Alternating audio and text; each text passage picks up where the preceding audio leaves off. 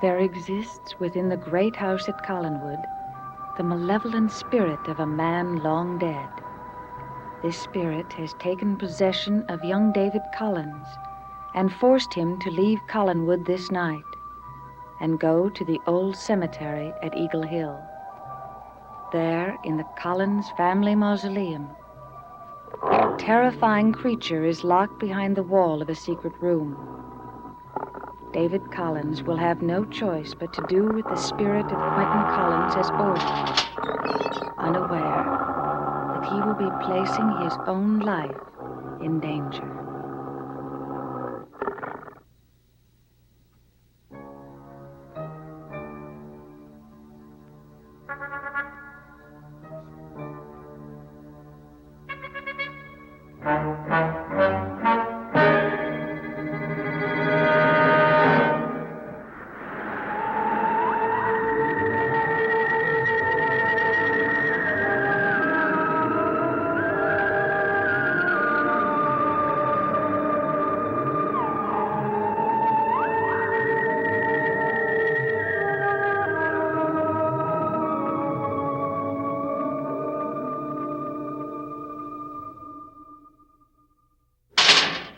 David. Barnabas! What were you doing? Nothing. Yes, you were. You looked like you were reaching for something. No, I wasn't. Honest. What were you doing out here at this hour? Answer me, David. Well, I got mad at Maggie. When? Oh, I think an hour. What were you doing up so late? I wasn't tired. I tried to tell Maggie that, but she wanted me to go back up to my room. So you got angry with her and ran away from her. Well, what made you come to here, of all places? Well, I needed someplace to hide, and I didn't think that she would come and look here. Well, if you were looking for a place to hide, you could have gone to Chris's cottage or the West Wing, or you could have gone to the old house, couldn't you? Well, I knew that she'd look in all those places. Then what made you think to come here? She just wouldn't find me. See. Well, I found you here once before, if you will remember. Yes, I remember. And you can see for yourself there's really no place here to hide. Yes, that's right. Well, then, or were you planning to open the secret room? I don't know what you mean. When I came in here, you were about to open the secret room, weren't you? Why? I heard a noise in there. A noise? Yes. It sounded like an animal was trapped in there, Barnabas. Now, how could an animal get in there? I don't know. Do you hear the noise now?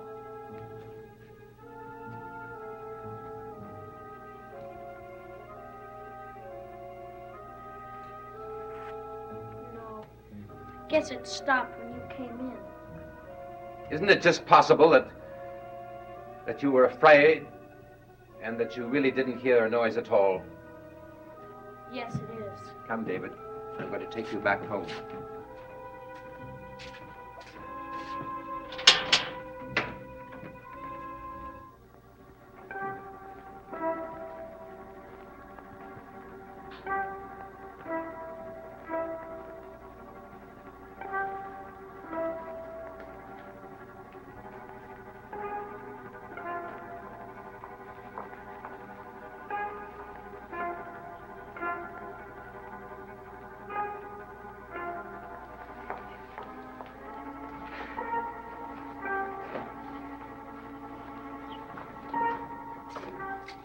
David! Where did you find him? The mausoleum. He said he went there to hide from you. David, I don't know what I'm going to do with you. Now you go upstairs and get right into bed. Yes, Maggie. We're going to have a long talk in the morning.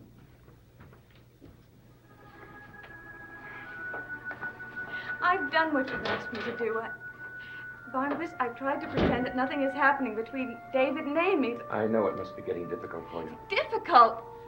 I'm beginning to feel like a total failure. You mustn't, Maggie. I know the children don't realize it, but they need you desperately. Well, Amy hasn't been too bad the past few days. But David, I don't know. Sometimes his behavior completely baffles me. At other times, it terrifies me. Why? That's just it, Barnabas. I don't know why. It's like David is two totally different people. At times, he can be very considerate and thoughtful and have complete control of himself. Then he suddenly changes and he becomes a totally different, frightening child.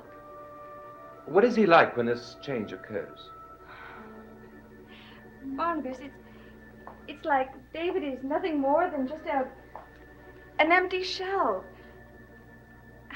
It's like all the good things about David are completely smothered under a cold, unfeeling, sinister personality.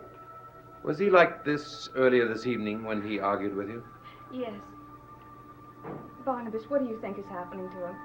Do you know? I'm afraid I don't, Maggie, but I'm going to do my best to find out.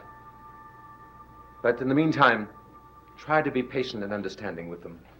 And above all, please don't be frightened. Barnabas, I know that David had Vicky to look after him for a long time. And I know how fond he was of her. Do you think it's possible that the trouble we're having with David right now is something to do with his inability to accept me? No, of course not. It has nothing to do with you, Maggie. Now, I think you ought to go upstairs and get some rest. You look like you need it. Yes, I do.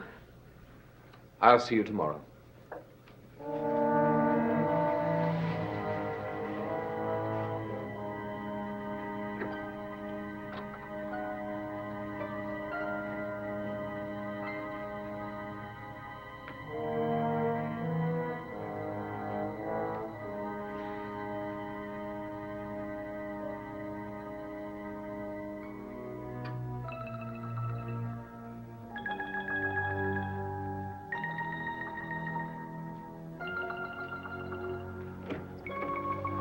David!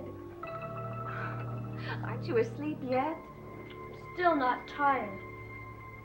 Well, have you tried to sleep? Yes. But I keep waking up. And I have this dream. What kind of dream? I shouldn't explain it. Wouldn't make any sense. Well, does it make any sense to you? Sometimes. David, if you could describe to me what happens in the dream, that... It wouldn't do any good. It's really just a regular dream. And Maggie, dreams can't hurt you, can they? David, they can be terribly disturbing. I know. David, do you know that you've been up almost all night? David, look, the sun is already coming up. David, it's morning and you haven't had any rest. Why don't you try to get some sleep now? Maggie, please don't leave me. Please don't leave me alone here. David, Maggie, tell me, what is it? I'm so afraid. I'm so afraid.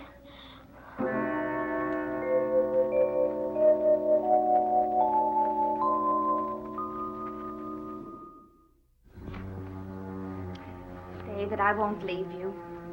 I promise I'll stay with you until you go to sleep. I promise you.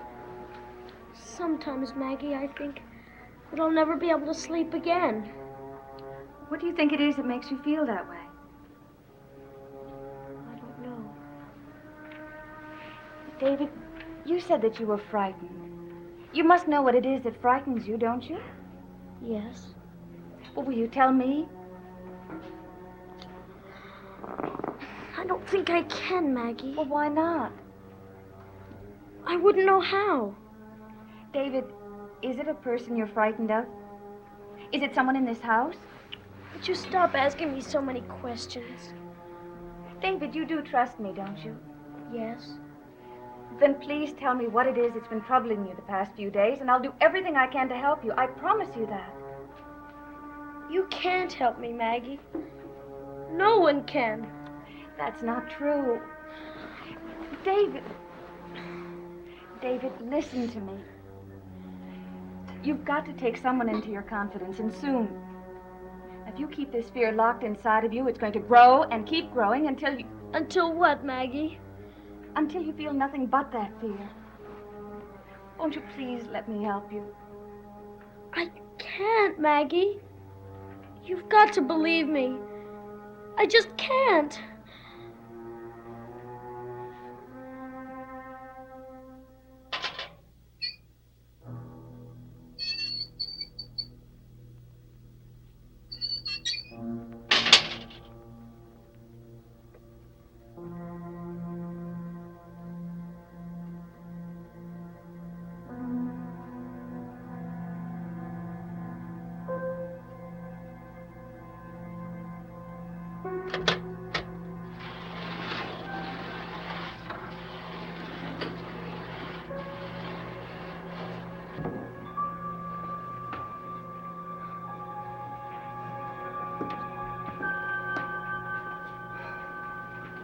Are you all right, Chris? Oh, I'm just worn out. Sometimes it's a wonder I'm still alive. What do you mean? Well, when I'm my other self, the energy I expend is so great, I guess it would kill a normal man. It might have been just as well for you to have stayed here last night in your present condition. Why do you say that? Barnabas? Come on, tell me. Who is Ned Stewart? Stewart. Where'd you hear that name? From Mr. Stewart himself. I met him last night. Where? He came to Collinwood. Carolyn sent him over to your cottage. Julia and I met him there. So, he's caught up with me at last. Caught up with you? He's been after me for the past 2 years. Chris, does he know what you are? I have no idea what he knows. Then why did he follow you? Didn't he tell you that? Well, it was easy for him to see that Julia and I were friends of yours, so he was not prepared to say very much. You've got to tell us. Chris, it's imperative for Julia and I to know why he's here. You may not believe this, but unless I talk to him myself, I won't be able to tell you that. Does it have something to do with his sister? What did he tell you about her? Well, from the little that he did tell us, Julia and I gathered that she's dead. Dead. He told us that you were engaged to her. Yeah. You don't seem surprised to hear that she's dead. I'm not, really. Her memory's been haunting me for 2 years, and all during that time, I suspected that's probably what happened. Chris, did you kill her? I must have. You really don't know, do you? She was the first person who ever saw the transformation. So she saw you change. Yes. I didn't want it to happen. And it wouldn't have happened if she hadn't been so impetuous a girl and so loving a girl. It just wouldn't have happened. Chris, if you really don't want to talk about it, No, I think I'd better tell you about it. You see, one time I told her I was going to go away for a long weekend. Of course I was, and I just knew that there was a full moon coming up and I was going to change. And what I didn't know was that she was planning to give me a surprise party when I got back. Well, she had a key, and that Saturday night, there she came, let herself in.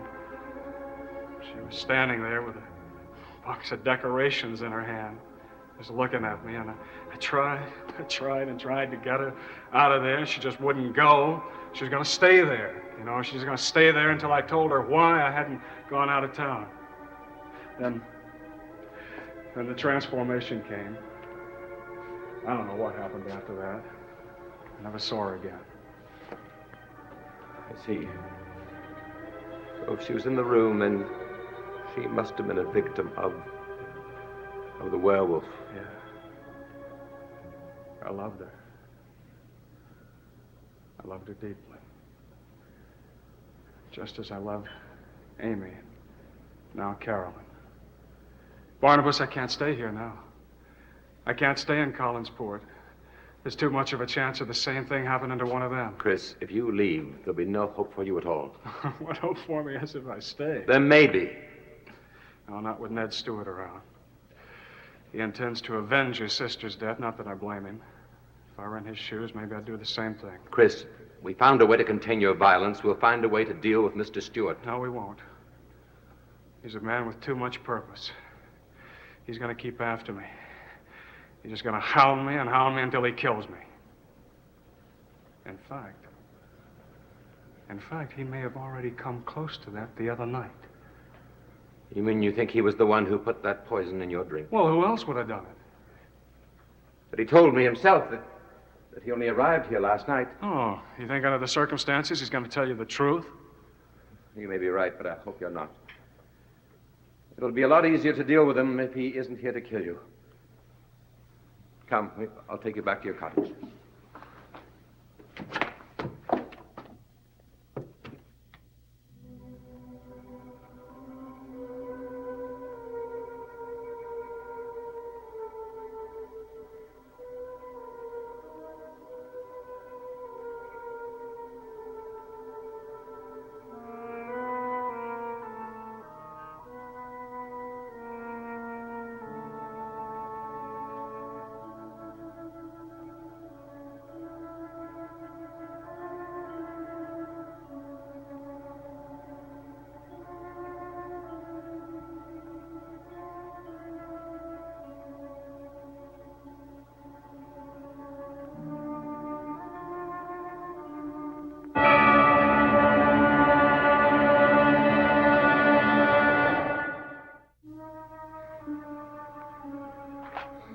Quentin, I tried to do what you told me to do. I tried to open the secret door, but Barnabas caught me. You never told me what was behind that door, Quentin. What was it that you wanted me to let out? Quentin, why won't you answer me? Was it something bad? Something I would have been ashamed of?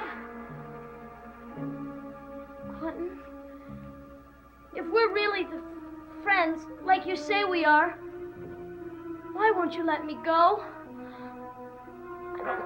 I don't like it when you hurt people. I felt so guilty lately. And it frightens me when you do those things. Oh, Quentin, won't you let me go?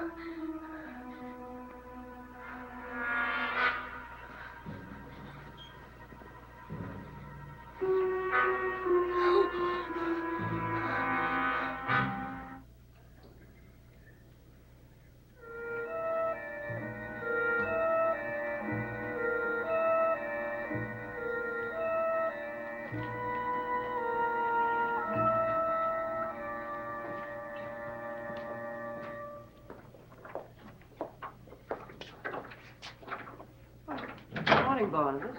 Good morning, Elizabeth. You're up rather early, aren't you? Well, I haven't been to bed tonight. There's something wrong. I'd like to talk to you about David. What about him? Can we go in the drawing room? Yes, of course. My God.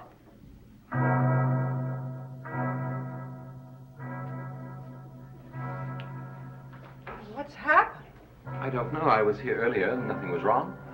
I can't imagine who'd want to do such a thing or why.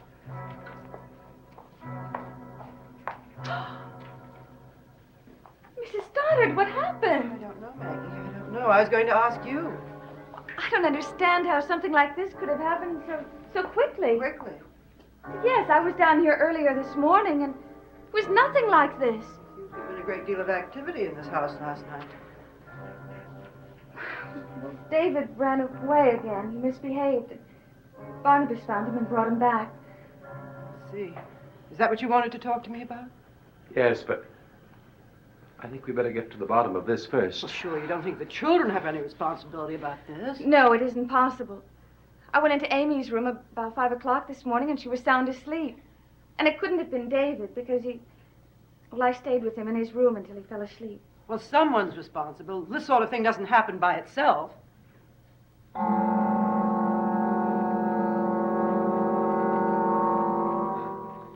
Quentin, I don't want to play a new game. I don't want to play any game at all. Quentin, I don't want to scare people away from this house. I don't want to be all alone with you either. Don't be mad, Quentin. It's just that I don't want to play the game anymore. Neither does Amy. Please, Quentin, don't be mad. Please. No, Quentin. Please. Please.